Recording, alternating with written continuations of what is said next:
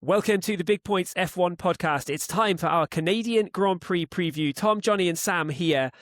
Canadian Grand Prix. The last five winners, Russell, 3 for Verstappen, and then we have to go back to 2019 to Lewis Hamilton's win before the COVID-19 pandemic. Those are the last 5 winners in Canada. There are tons of great Formula One memories, tons of great history that's happened at the Circuit Gilles Villeneuve. Let's start with Sector 1.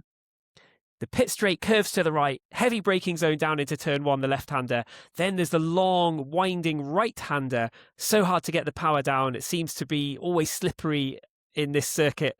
Exiting turn 2, down along the water side. Most of this is around water, to be fair. Down along the water side, and then the 3-4 chicane going down the hill into the shadows, onto the sort of leafy section. And that's the end of Sector 1. What memories stand out from the first sector of the Canadian Grand Prix? There's tons already. Just from the start, it's always a bit of an eventful beginning, isn't it, with the short straight into the turn. But as you just nicely described, as you do that U-turn, turn 2 gets that chicane.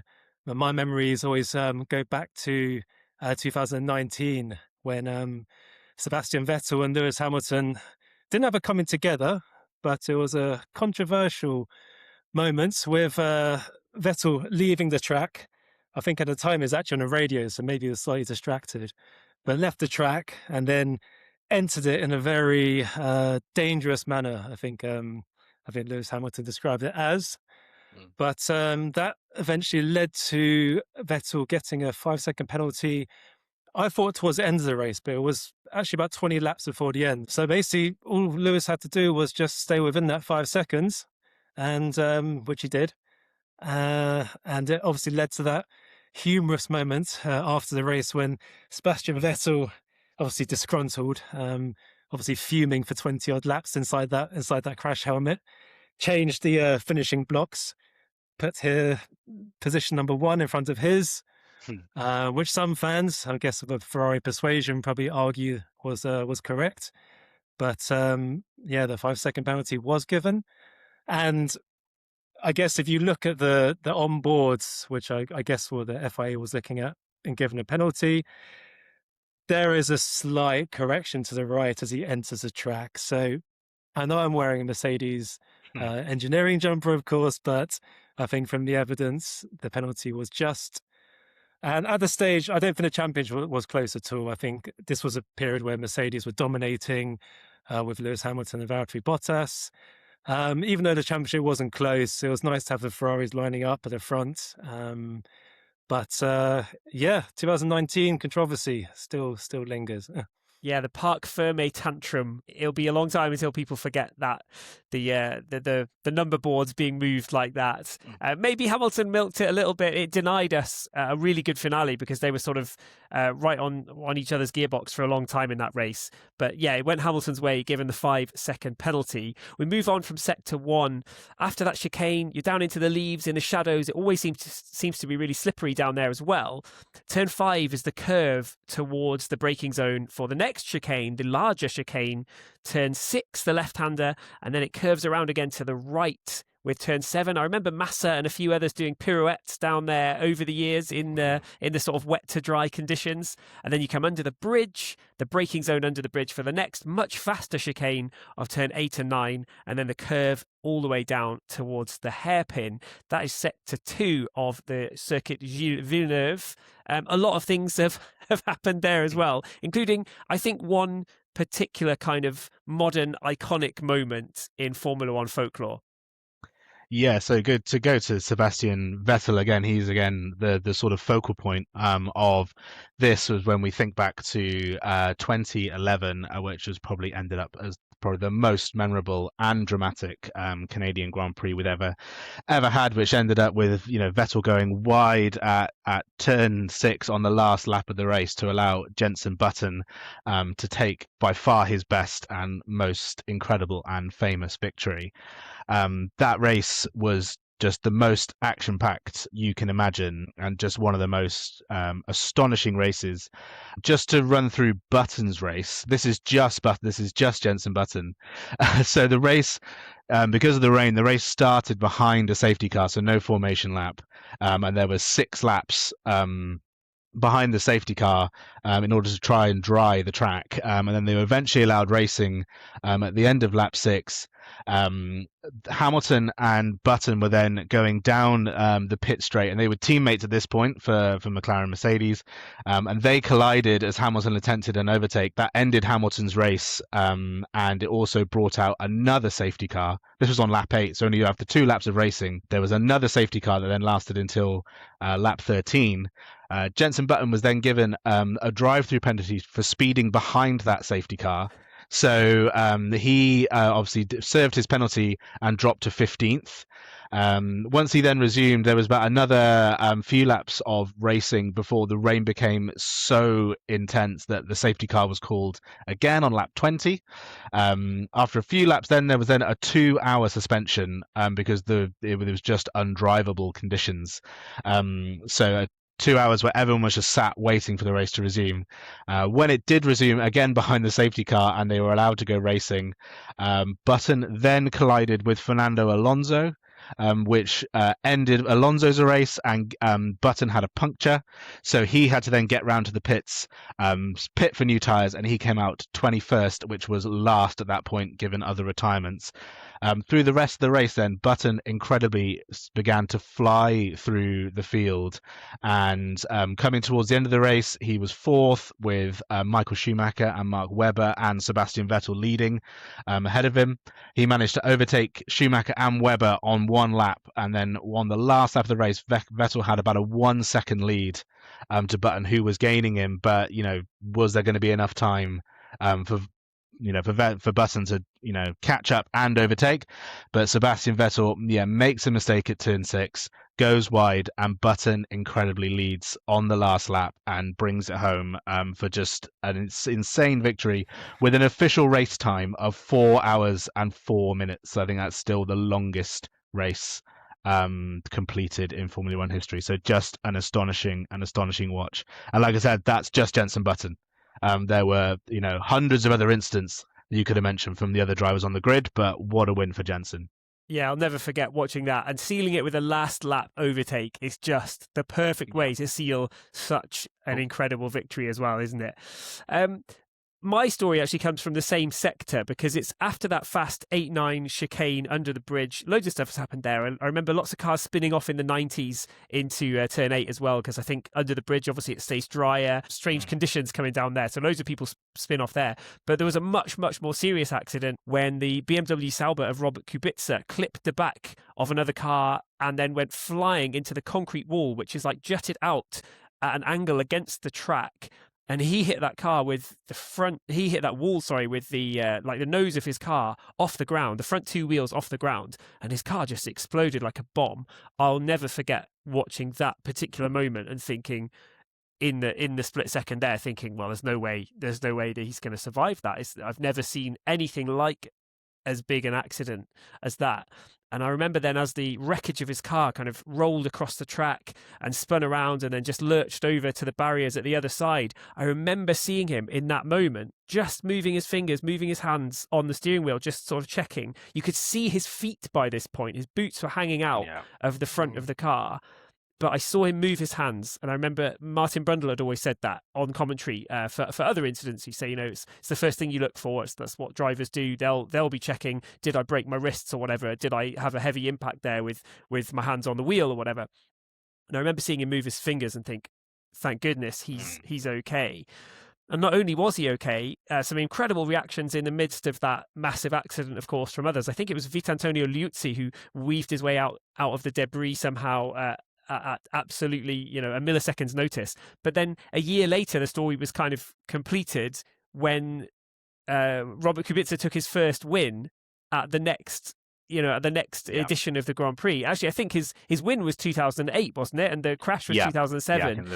So the 2007/8 Robert Kubica saga of Canada is my story. But to come back and complete that journey by then winning the next year, incredible stuff. And I think the win was benefited by, was it Lewis Hamilton overshooting a braking zone like inside the pit lane as well? There was like a red light, so they couldn't leave the pits, and he didn't see the red light. And I think, I want to say Heidfeld and Raikkonen were both also queuing up in the pits for the red light. Hamilton didn't see the red until too late, put his brakes on and like bumped into the back of somebody else, but that ended up in resulting in Kubica with this like brilliant sort of cathartic circle and winning in the Canadian Grand Prix.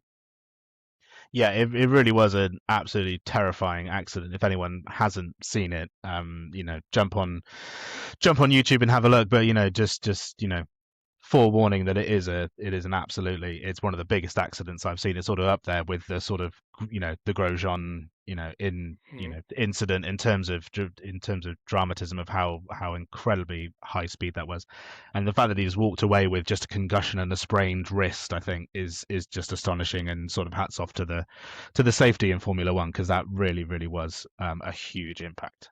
Unbelievable stuff, really. Yeah, and it's watchable when you know that he's okay in the end, remarkably okay.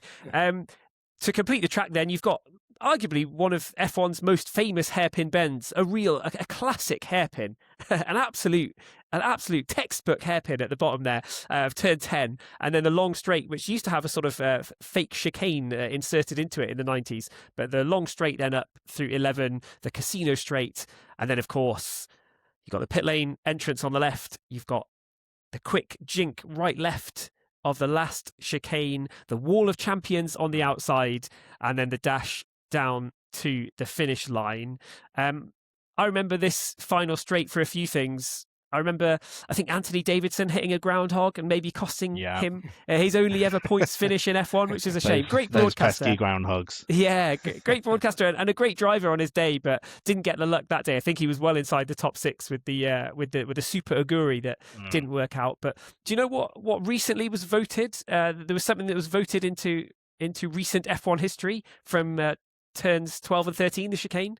Anyone see this? It involves a Williams. Oh, was it? I know Albon had a fantastic overtake there last season. I know. Was it last season or the season before? Maybe 24. He had an astonishing move there, but I'm not sure if that's what's got voted in. Yeah, again in the wet dry conditions, Albon did a double overtake coming into the last chicane.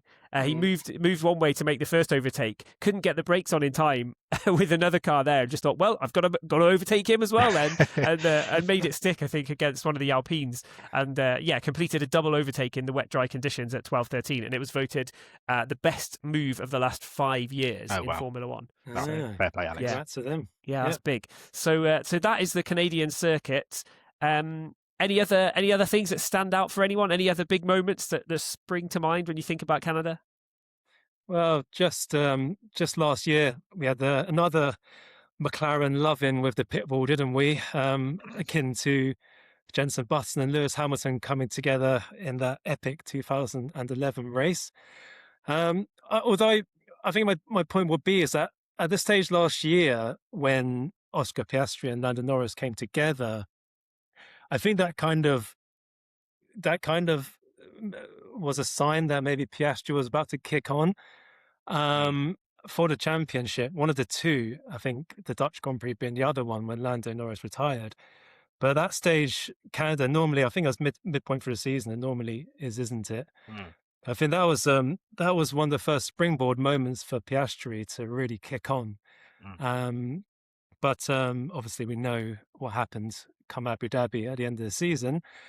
But yeah, there's something about McLaren and that pitch straight, and especially right in front of Andreas Stella and Zach Brown.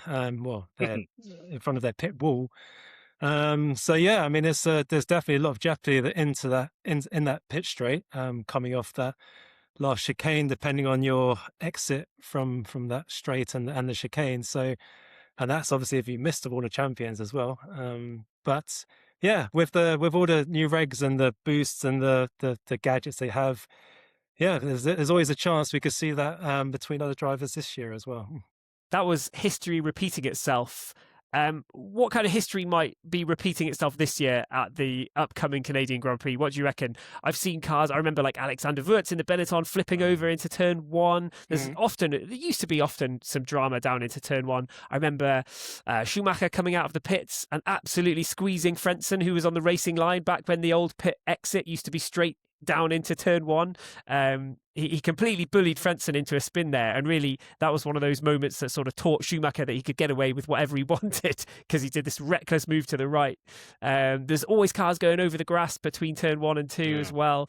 What might we see this year? What would be the kind of history repeating itself moment this year potentially? Well, you could, if someone like one of the Mercedes, Antonelli, gets a bad start and ends up in 21st, you could easily see him coming through and doing a Button and winning. I think the other thing that could happen again between the Mercedes is in 2024 in qualifying, Russell and Verstappen had exactly the same qualifying time for the first time ever since the FIA started timing down to 3 decimal points, and Russell ended up claiming pole purely from the fact that he did the lap first. That was the only tiebreaker that they could think of, because they didn't have any more accurate timing. So that was an astonishing to have exactly the same qualifying time. And maybe if Russell can rediscover some form, and Antonelli keeps up his form, those Mercedes are very well matched. So maybe we'll get another dead heat in qualifying, perhaps. Yeah. Russell could massively do with another pole position. Albon, I'm sure, could do with another double overtake as well.